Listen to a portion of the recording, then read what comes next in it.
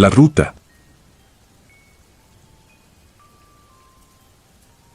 En el oficio de recolector de basura aprendes rápido a ignorar muchas cosas. Aprendes a no respirar hondo cuando abren una bolsa con pañales, a no mirar demasiado tiempo lo que cae del camión, a no hacer preguntas cuando un vecino te deja un encargo envuelto en cinta canela. La gente cree que uno se acostumbra al asco, pero lo que de verdad se te mete en la cabeza no es la mugre, sino lo que empieza a parecerte normal. Esto pasó en 2013, cuando yo llevaba apenas un año en la ruta nocturna de una ciudad del norte. Mi turno comenzaba antes de la medianoche, cuando las calles ya estaban vacías y el sonido del camión se oía como un animal grande avanzando despacio. Éramos tres: Toño, el chofer, Mauro, el más joven y el que siempre iba de buen humor, y yo, que entonces todavía creía que podía dormir tranquilo después del trabajo. La ruta era fija. Las mismas colonias, los mismos botes, los mismos perros que nos ladraban desde las rejas. Y como todo lo repetido, uno termina midiendo el tiempo por detalles tontos: el poste que no prende, la casa que deja la basura un día sí y un día no, el señor que siempre saca las bolsas con guantes como si fuera a operar a alguien. Pero había una casa que nos marcaba la noche desde lejos. No era la típica pestilencia de comida podrida o drenaje. Era otra cosa, un olor pesado, dulce y oscuro, como carne vieja mezclada con humedad. No importaba si hacía frío o si había llovido, al acercarnos, el hedor salía del bote y se pegaba en la garganta. La casa no estaba abandonada. Tenía cortinas, tenía luz de vez en cuando, y, aún así, parecía que algo adentro se estaba pudriendo desde hace años. Toño la llamó la casa del hedor y así se quedó. Por costumbre, levantábamos sus bolsas con rapidez, sin bromas, sin comentarios. Nadie quería que ese olor se quedara en el camión más de lo necesario. Yo aprendí a aguantar la respiración justo en el momento de levantarla, a girar la cara y a aventarla antes de que el estómago se revelara. La primera vez que algo cambió fue un martes. Lo recuerdo porque el camión venía cargado y Mauro se quejaba del peso de las bolsas como si fueran piedras. Cuando llegamos a esa casa, el bote estaba rebosado. Había bolsas negras, 2 costales blancos y, arriba, una bolsa amarrada con un lazo rojo como si fuera un regalo. Mauro se quedó mirándola con una mueca rara. Dijo que ese lazo no era normal, que parecía puesto con intención. Yo le pedí que la aventara y ya, que para qué meterse. Pero esa noche Mauro andaba inquieto, como picado por algo. Se agachó, jaló la bolsa del lazo y, sin avisar, la abrió lo suficiente para asomarse. El sonido que hizo fue lo que me heló. No fue un grito, fue una especie de jadeo seco, como cuando te faltan palabras y aire al mismo tiempo. Mauro se quedó quieto, con las manos abiertas, como si no quisiera tocar lo que estaba viendo. Luego retrocedió un paso y vomitó sobre el pavimento. Me acerqué por instinto, y lo que vi me dejó una sensación que todavía hoy me despierta de madrugada. Adentro había un animal, un perro pequeño o un gato grande, no supe, porque estaba destrozado. No era una muerte cualquiera. Era como si lo hubieran vaciado con cuidado, como si alguien hubiera tomado tiempo en hacerlo. Encima, había sal gruesa y una costra oscura pegada al plástico. Toño se bajó del camión y soltó una grosería. No porque le importara el animal, sino porque sabía lo que significaba encontrar algo así. Problemas. Denuncias. Reportes. Y, sobre todo, volver a pasar por ahí. No llamamos a nadie. Nadie en ese trabajo llama a nadie por un animal en la basura. Suena horrible decirlo, pero así es. Mauro, con la cara pálida, tomó la bolsa por el lazo rojo y la aventó al camión como si le quemara. Nos fuimos sin mirar atrás. Esa semana, Mauro estuvo raro. Ya no bromeaba. Se le quedó el olor en la nariz, decía, y se le metía a la comida. Yo también lo olía incluso cuando me bañaba, como si el vapor lo levantara de la piel. 3 días después, volvió a pasar. Otra bolsa con lazo rojo. Otro animal, igual de destruido, igual de acomodado como si fuera parte de un ritual. Pero esa vez notamos algo distinto. Había un bulto duro dentro del abdomen, un cilindro pequeño envuelto en plástico y amarrado con hilo. No quisimos tocarlo. Mauro, sin embargo, lo miró como si lo estuviera llamando.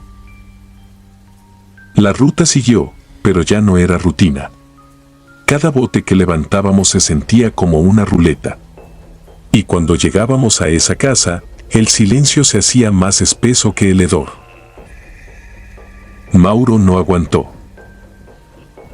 La siguiente noche, sin decirnos, se bajó del camión y caminó directo a la puerta de la casa.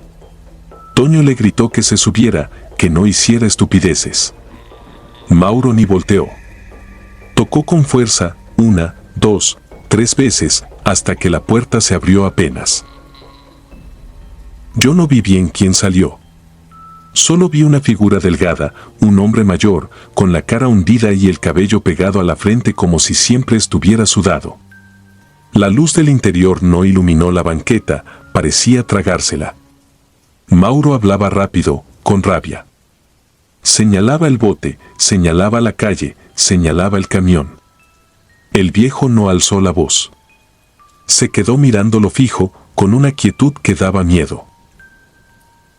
Entonces el hombre giró la cabeza y me miró a mí, como si ya supiera mi nombre. Sentí un golpe en el pecho, una presión absurda, como si en ese segundo se me apagara algo por dentro. Sus ojos no se veían malos de película. Se veían vacíos, como cuando alguien mira a través de ti y encuentra otra cosa. Mauro volvió hecho una furia. Dijo que el tipo lo había escuchado sin inmutarse y que, al final, solo le soltó una frase, bajito, casi con cansancio. A los que levantan lo que no les toca, los levanta la tierra. Toño le ordenó que se callara. Mauro dijo que iba a denunciar. Una vecina, desde su reja, nos gritó que lo dejáramos en paz, que ese hombre traía desgracia, que por eso nadie se metía, que por eso soportaban el olor. Lo dijo como quien advierte de un cable pelón, con miedo y resignación. Mauro sí denunció. Yo lo supe porque lo comentó al día siguiente, con ese orgullo terco de quien cree que todavía puede arreglar el mundo. Nadie fue. Nadie investigó. La casa siguió igual. El bote siguió oliendo igual. 2 semanas después, a Mauro lo mató un accidente que no tuvo sentido. No fue en carretera, no fue en lluvia, no fue en un tramo peligroso. Fue en una calle amplia, casi vacía, a plena tarde. Se estrelló contra un poste como si hubiera acelerado a propósito. Eso dijo el parte. Yo vi el lugar después, sin querer. El poste estaba intacto. El coche quedó doblado como papel y la gente murmuraba que Mauro venía distraído. La noche siguiente, Toño y yo hicimos la ruta con un suplente. Nadie mencionó a Mauro. Era la manera de protegerse. Pero al llegar a la casa del hedor, encontramos el bote vacío, impecable, como recién lavado. No había bolsas. No había costales. No había lazo rojo. Solo había una cosa, un sobremanila doblado, pegado con cinta al interior del bote, como si nos lo hubieran dejado a nosotros y a nadie más. Toño no quiso tocarlo. El suplente tampoco. Yo lo arranqué con guantes, con el corazón golpeándome las costillas. Adentro había una hoja escrita a mano, con tinta negra corrida, como si la hubieran humedecido. No decía mi nombre, pero lo sentí personal, como si me lo estuvieran leyendo al oído. Decía, el que mira, invita. El que invita, carga. Abajo había una lista de 3 cosas. 2 estaban tachadas.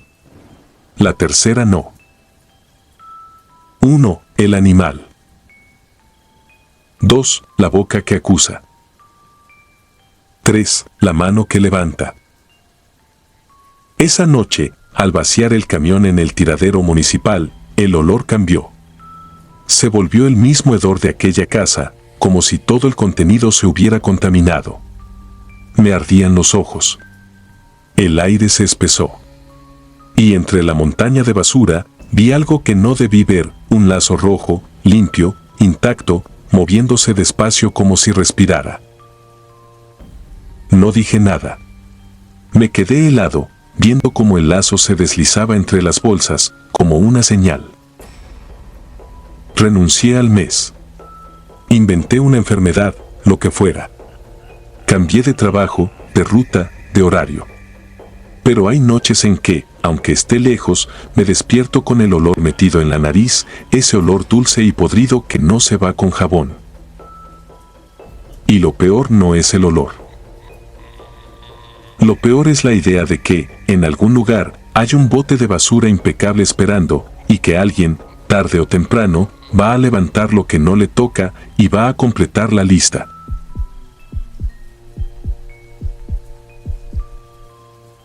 Contenedor 17. Me llamo Emanuel Ríos, y si estás escuchando esto de noche, ojalá tengas las luces prendidas. No porque crea que las historias jalan cosas, sino porque desde 2014, cuando trabajé de recolector de basura en Guadalajara, aprendí que hay errores que no se pagan con dinero, se pagan con la calma. Yo entré a ese trabajo por necesidad. Tenía 27 años, acababa de salir de una maquila por recorte y mi esposa estaba embarazada de nuestro segundo hijo. La recolección nocturna era lo único que encontré rápido: uniforme, guantes, botas y una ruta fija que a fuerza de repetirla se te queda grabada como un rezo. Íbamos 3 en el camión, el chofer, el güero, mi compañero atrás, Tomás, y yo. No éramos amigos de toda la vida, pero en ese trabajo uno se entiende sin hablar demasiado. Con la calle vacía, la ciudad suena distinto. Las llantas sobre el asfalto hacen un ruido largo, como si arrastraran algo invisible. Nuestra ruta pasaba por colonias tranquilas, luego por un tramo de edificios viejos cerca de una avenida grande. Ahí los contenedores eran de esos metálicos, golpeados, con tapas que rechinan. Siempre olía a lo normal: restos de comida, pañales, humedad. Pero había un punto que se sentía diferente, aunque no supiera explicarlo. Un contenedor junto a un edificio angosto, con la pintura del número casi borrada, 17. No era un lugar feo, no se veía abandonado, pero en esa esquina el aire parecía más pesado. Y siempre, cuando levantábamos las bolsas de ahí, el olor no era basura, era algo dulzón y rancio, como ropa mojada guardada semanas, mezclado con un perfume barato que te dejaba la nariz ardiendo. Aquella noche iba más cansado que de costumbre. Había llovido temprano y la humedad se metía hasta los huesos. Llegamos al contenedor 17 pasadas las 2. Tomás se bajó primero y yo lo seguí, agarrando las bolsas más grandes para aventarlas al camión. Entonces vi una bolsa negra, de tamaño medio, bien amarrada, limpia de lodo, como si alguien la hubiera puesto ahí con cuidado. La levanté y sentí algo raro: no pesaba como basura. Era un peso compacto, parejo, como un costal de azúcar. La acomodé en el borde para aventarla, y en ese movimiento el nudo raspó el metal. La bolsa se abrió apenas, lo suficiente para que se asomara un papel doblado y, luego, cayeran al suelo 2 billetes. Los vi en el reflejo de la lámpara amarilla: 500. Me quedé duro. Miré rápido a Tomás, pero él estaba del otro lado, forcejeando con un bulto enorme y maldiciendo. Me agaché como por instinto, junté los billetes y abrí un poco más. No eran 2, ni 10. La bolsa estaba llena. No recuerdo haber pensado con claridad. Solo sentí ese calor en el estómago que da la ilusión de que la vida, de repente, te perdona todo lo que te ha quitado. Me la llevé al camión, la escondí entre dos costales y actué normal el resto de la ruta. No dije nada. No por maldad, sino por miedo, miedo a que Tomás la viera, a que el chofer se diera cuenta, a que alguien del municipio nos revisara. El miedo, cuando huele a dinero, se disfraza de prudencia. Esa madrugada llegué a la casa con las manos temblorosas. Mi esposa, Karen, se levantó preocupada, pensando que me había pasado algo en el trabajo. Le mostré la bolsa en la mesa de la cocina y su cara cambió de color. Contamos con calma, como si contáramos una mentira para que no se deshiciera. Eran poco más de 300,000 pesos. No era una fortuna de película, pero para nosotros era un milagro. Y lo peor es que el milagro venía sin explicación.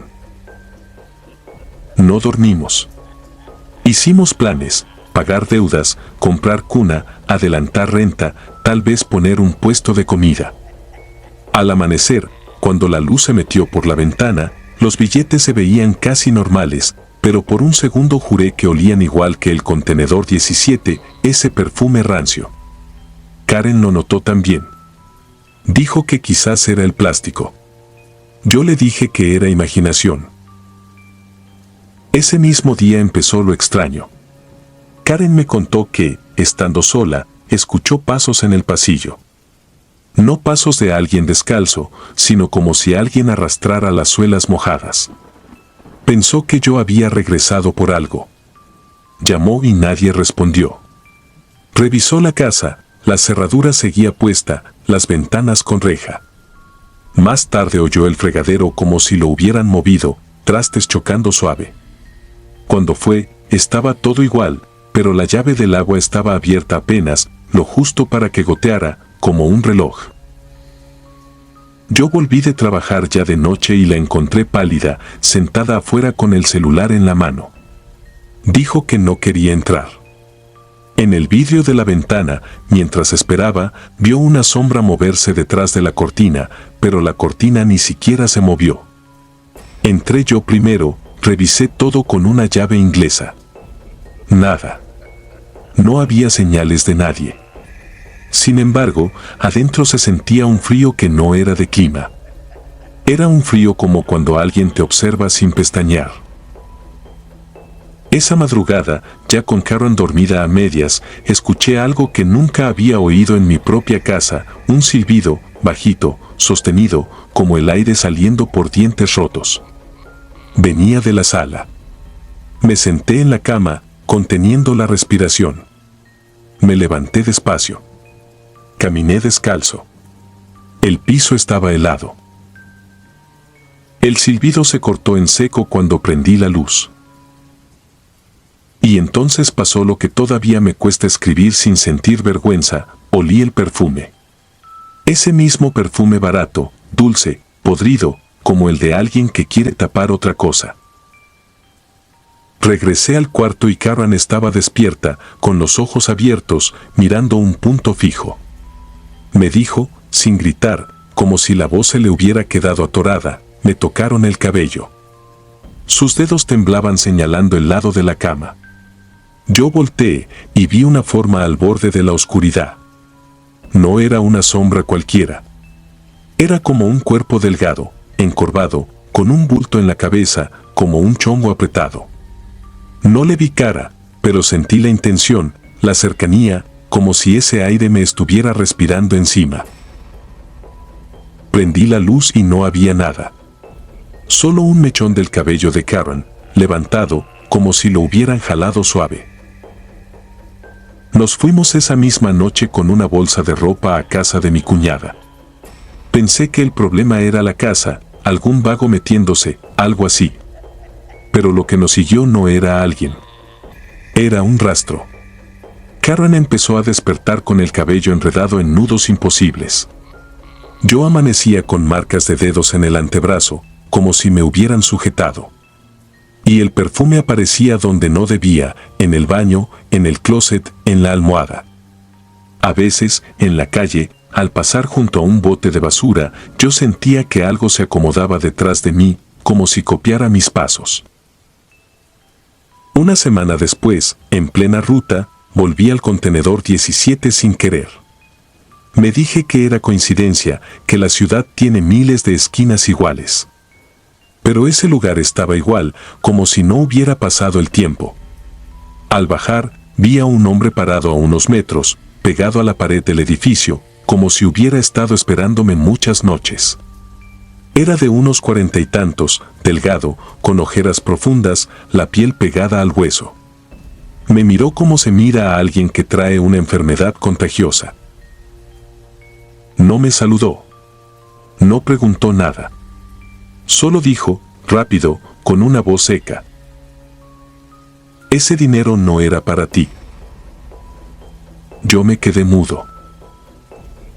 Me señaló el contenedor y luego a mi pecho, como si señalara una culpa. Lo tiré para que se acabara y lo levantaste. Lo que se compra con eso, se pega. No es un castigo de Dios. Es un trato. Y los tratos se cobran. Quise preguntarle qué trato, con quién, de qué hablaba, pero el camión pitó, Tomás me gritó que me apurara, y el hombre se fue caminando sin prisa. Antes de doblar la esquina, levantó la mano como quien se despide de alguien que ya no va a ver vivo. Esa noche no esperé a que Karen me contara nada. Fui por la bolsa, la saqué al patio, la metí en un bote metálico y la rocié con gasolina. Cuando prendió, el fuego no sonó como fuego normal. Se escuchó un crepitar grueso, como si se quemara tela húmeda. Y el olor fue el mismo perfume, multiplicado, mezclado con algo que me revolvió el estómago, como cabello chamuscado. Entonces pasó el último giro, el que me convenció de que no era sugestión. Mientras ardía, los billetes se encogieron como papel común, pero en algunos alcancé a ver, por un instante, manchas oscuras, como si el papel hubiera absorbido algo viejo.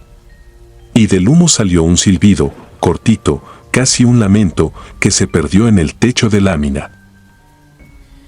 Después de eso, el aire se quedó limpio. Karen dejó de despertar con el cabello enredado.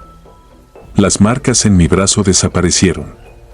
Dormimos por primera vez en días, no felices, pero sí en silencio. Volvimos a batallar con el dinero, claro. Pero recuperamos algo que no se compra, la sensación de que tu casa es tu casa. Desde entonces, lo juro, nunca volví a levantar nada extra de un contenedor. Ni bolsas limpias, ni cajas nuevas, ni cosas que parecen un regalo del destino. Porque hay regalos que no son regalos. Son anzuelos.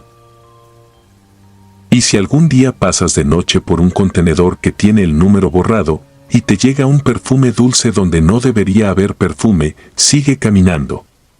No voltees. No te hagas el valiente. Hay cosas que se quedan esperando a que alguien las recoja.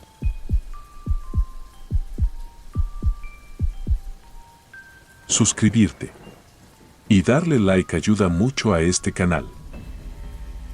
Si ya has escuchado mi contenido antes, te ha gustado y estás disfrutando lo que escuchas en este sector, te agradeceré que presiones el botón de suscribirse. Sin más interrupciones, continuamos. La silla que regresaba. Lo voy a contar sin nombres, porque todavía me tiembla el pulso cuando recuerdo ciertos sonidos. Hoy tengo 40 años, trabajo estable y, aunque suene raro, duermo bien, casi siempre. Pero hubo un tiempo, yo tenía 32, en el que mi vida era una bolsa negra reventada, deudas, ansiedad y un historial que espantaba a cualquier patrón. Había salido de una rehabilitación no por voluntad propia, sino porque ella, mi pareja, me sostuvo cuando yo ya ni me sostenía. Me cuidó como se cuida algo a punto de romperse, sin hacer ruido, con paciencia, con miedo de que un día yo volviera a caer. Vivíamos en una casa de renta, humilde, en una colonia a las afueras. Ella entraba a trabajar de madrugada en una maquila de empaques, yo me levantaba más tarde a patear calles buscando empleo. Cuando no salía nada, hacía otra cosa que me avergüenza admitir, me iba a las zonas acomodadas a revisar contenedores. No abría bolsas, no por asco, sino por respeto, como si meter la mano ahí fuera a cruzar una línea.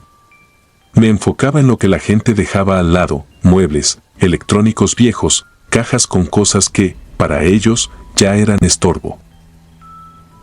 Esa semana traía una suerte rara. Encontré marcos en buen estado, una lámpara, un juego de herramientas incompleto.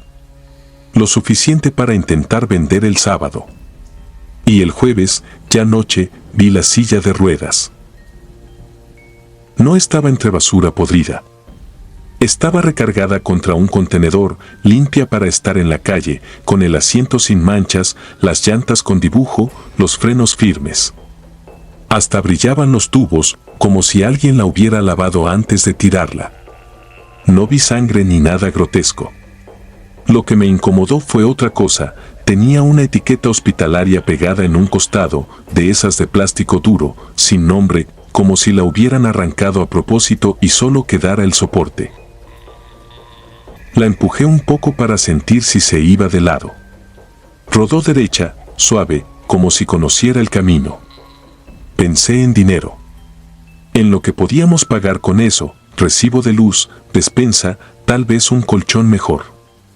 Me la llevé y en el trayecto me dio esa sensación infantil de me estoy robando algo, aunque estaba abandonada. Llegué a casa cerca de medianoche.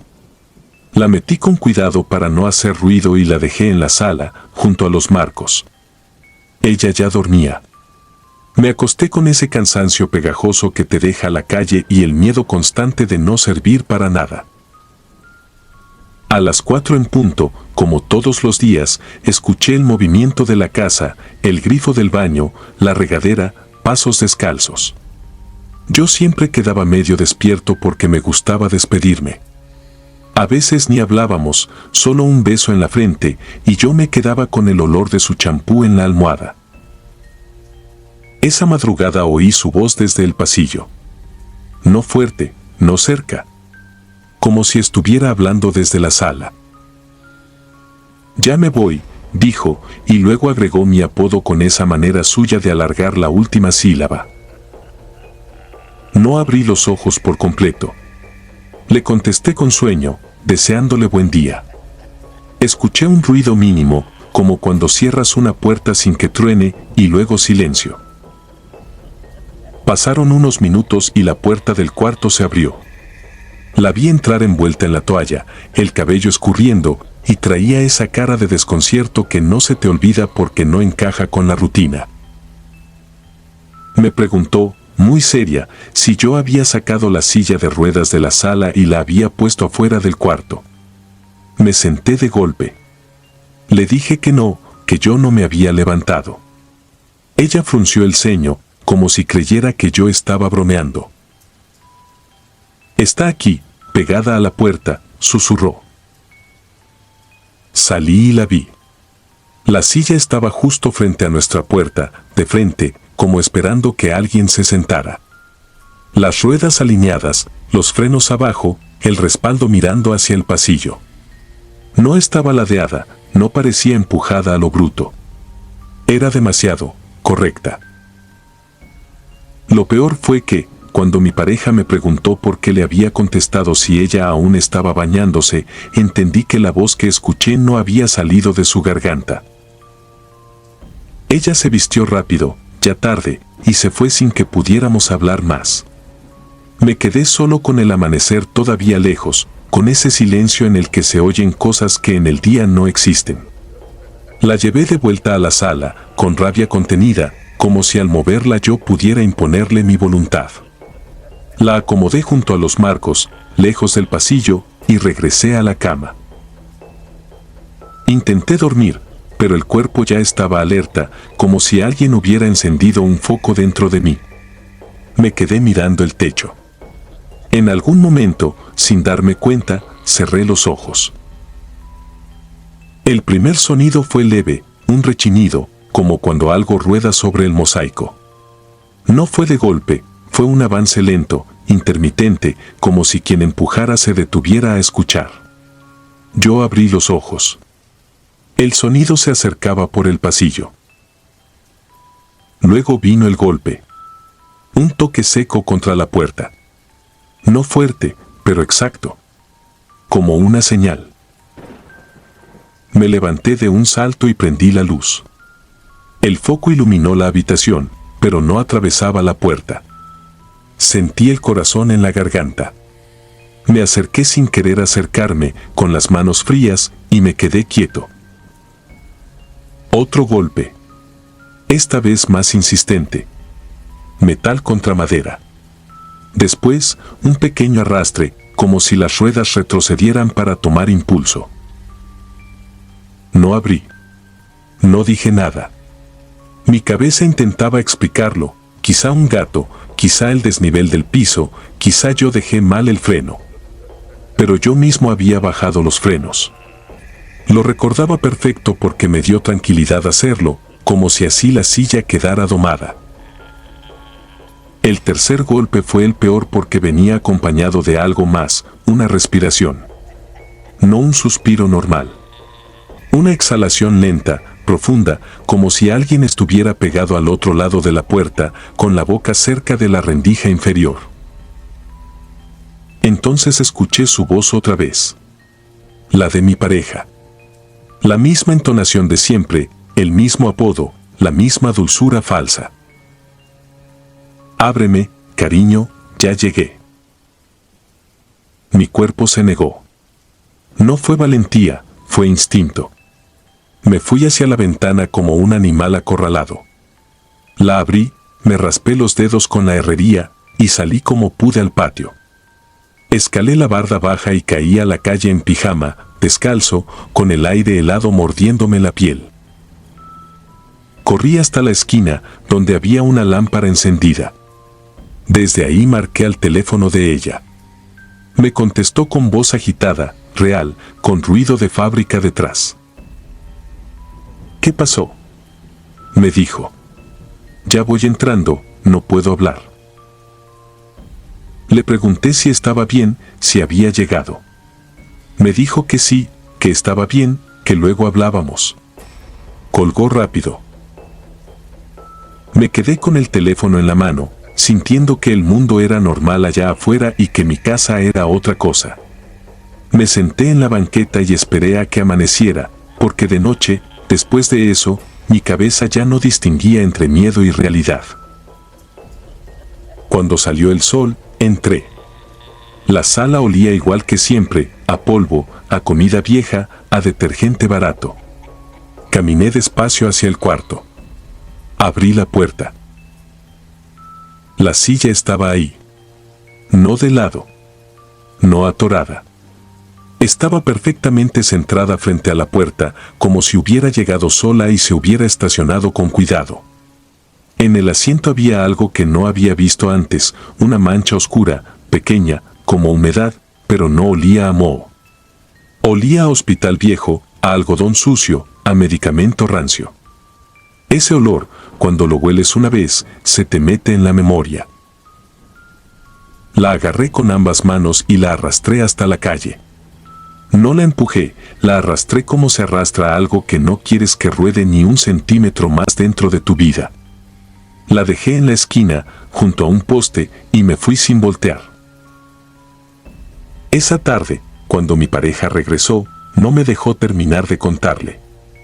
Me miró la cara, porque mi cara decía todo, y solo me pidió una cosa, que nunca más metiera a la casa nada que hubiera pertenecido a alguien que se fue, sin despedirse.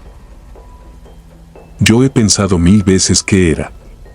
Si era sugestión, si era culpa, si era el cansancio.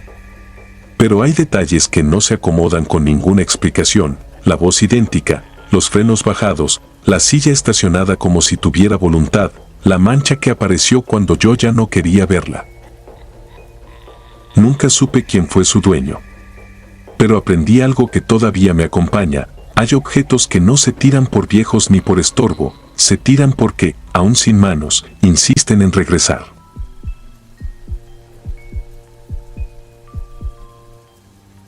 el brillo que no era nuestro. No escribo esto para que me crean, lo escribo porque no me deja dormir. Y porque, si alguien lee esto antes de meter la mano donde no debe, tal vez se ahorre el peor miedo que yo he sentido. Esto pasó en 2016, en la costa de San Blas, Nayarit, cuando mi primo Elías y yo trabajábamos en la recolección de basura en una franja de playa que administraba don Bernabé, un señor mayor que rentaba palapas y cuidaba que los turistas no hicieran del lugar un tiradero. A nosotros nos pagaba poco, pero era dinero limpio y, con eso, comíamos. No teníamos horarios, salíamos cuando se iba la gente, cuando la marea dejaba cosas en la arena o cuando el olor a cerveza vieja y comida podrida se metía hasta la garganta. Nuestra parte favorita era la noche. La playa, sin música y sin gritos, se volvía otra cosa, el mar sonaba como una respiración enorme y el aire olía a sal, a algas y a fogata apagada. Caminábamos con costales y una lámpara de mano. Recogíamos vasos, latas, pañales, colillas, plásticos que el agua arrastraba. Lo normal. Lo miserable. Lo que nadie quiere ver cuando está de vacaciones. Esa noche, cerca de las 11:30, la marea estaba inquieta. Las olas golpeaban las rocas con fuerza, como si se estuvieran peleando con algo. Yo iba adelante, revisando entre los montículos de sargazo, cuando vi un brillo que no correspondía con nada. No era el reflejo de la luna, porque la luna apenas era una uña pálida detrás de nubes. Era un brillo propio, como si la cosa estuviera encendida por dentro. Elías lo vio también.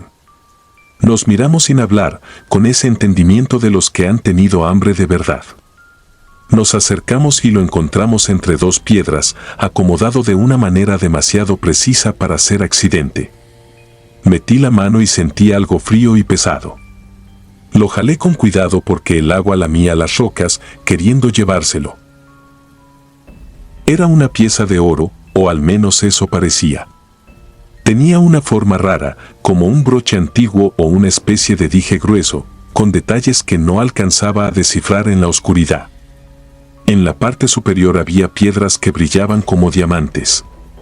No era joyería barata. No era algo que un turista cualquiera traería para bañarse.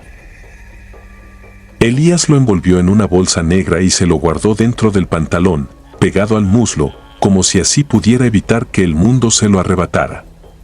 Seguimos trabajando un rato más, pero ya no recogíamos basura, solo fingíamos.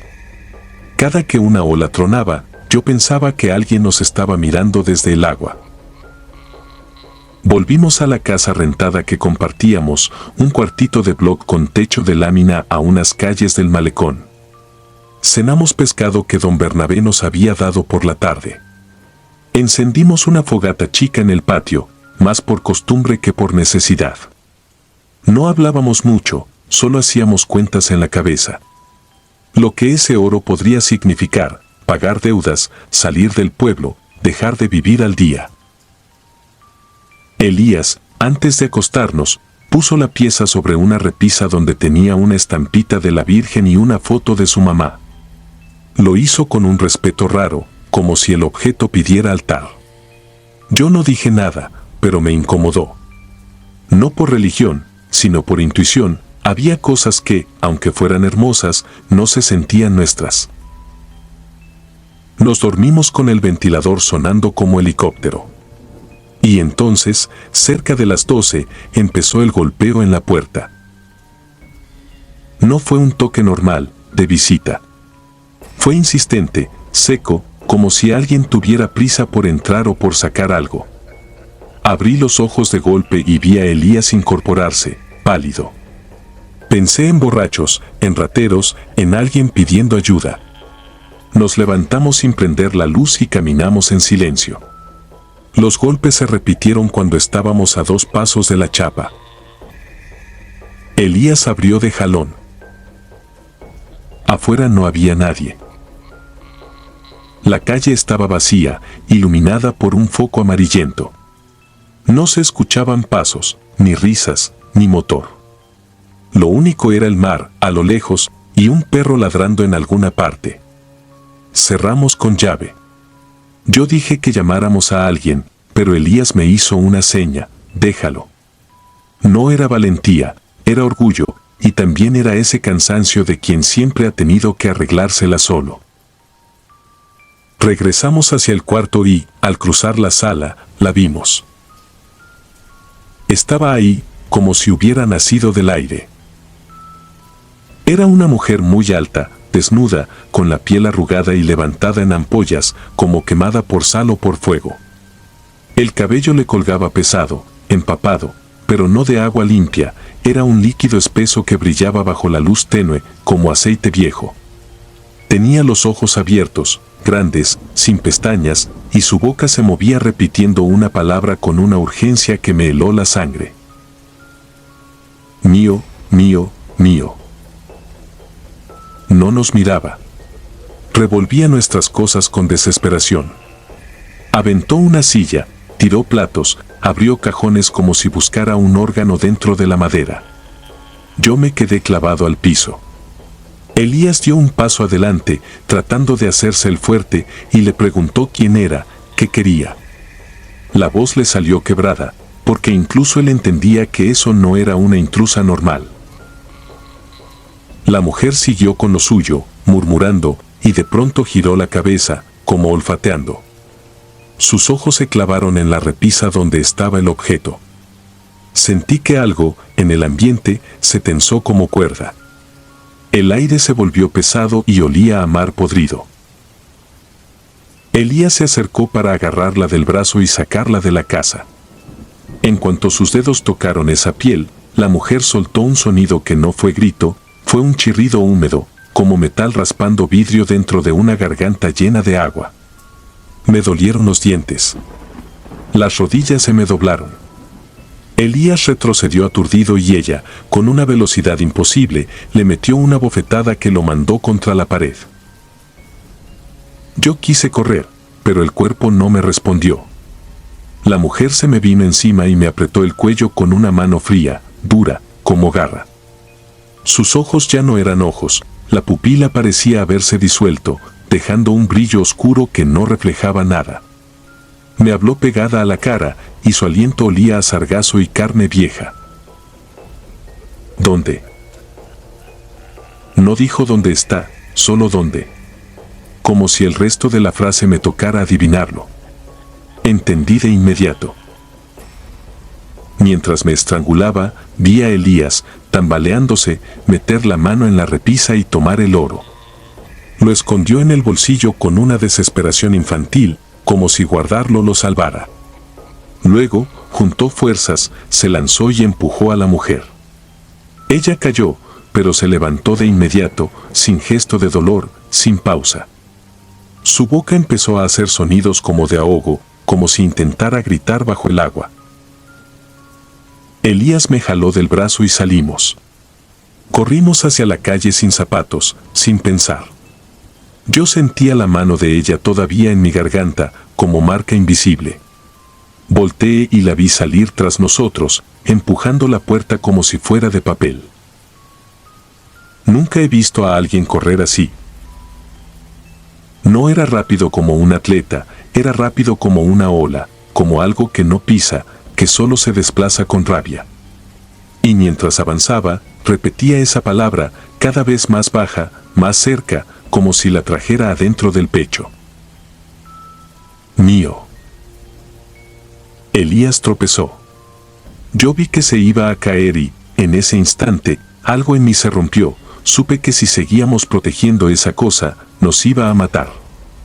Le metí la mano al bolsillo, se la arranqué y la lancé con todas mis fuerzas hacia la calle, directo frente a ella.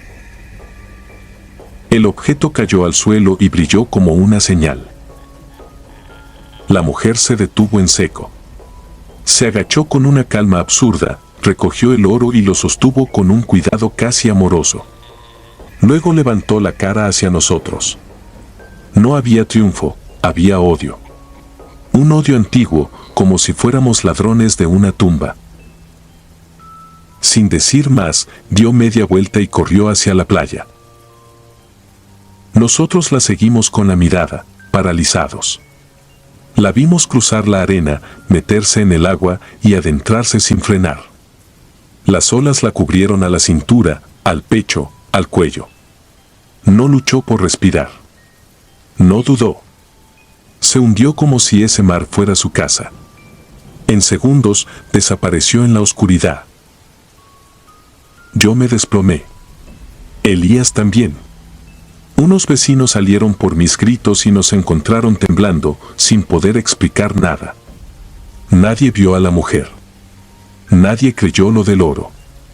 Solo vieron la casa revuelta y las marcas moradas en mi cuello, como dedos. Elías tardó meses en recuperarse. Desde entonces, se despierta por las noches y me pregunta lo mismo, con los ojos perdidos, si estoy seguro de que ella se fue, si estoy seguro de que no va a volver por lo que es suyo. Yo nunca sé qué responderle, porque hay algo peor que el miedo, la certeza de que tocaste algo que no debías y que el mundo te lo cobró. Seguimos trabajando en la playa un tiempo, pero ya no de noche. Y si alguna vez veo algo brillante entre las rocas, no me acerco. No por superstición, por experiencia. Porque aprendí que el mal no siempre se esconde en cosas grandes. A veces se disfraza de oportunidad, de oro, de una salida. Y cuando lo tomas, aunque sea por un minuto, te marca como sal en herida, no se ve, pero arde para siempre. Si disfrutas de los relatos, te invitamos a apoyarnos con un like y un comentario, ya que eso nos ayuda muchísimo. Además, si aún no estás suscrito o suscrita, te animamos a formar parte de la comunidad del terror. Muchas gracias por escucharnos y por tu apoyo.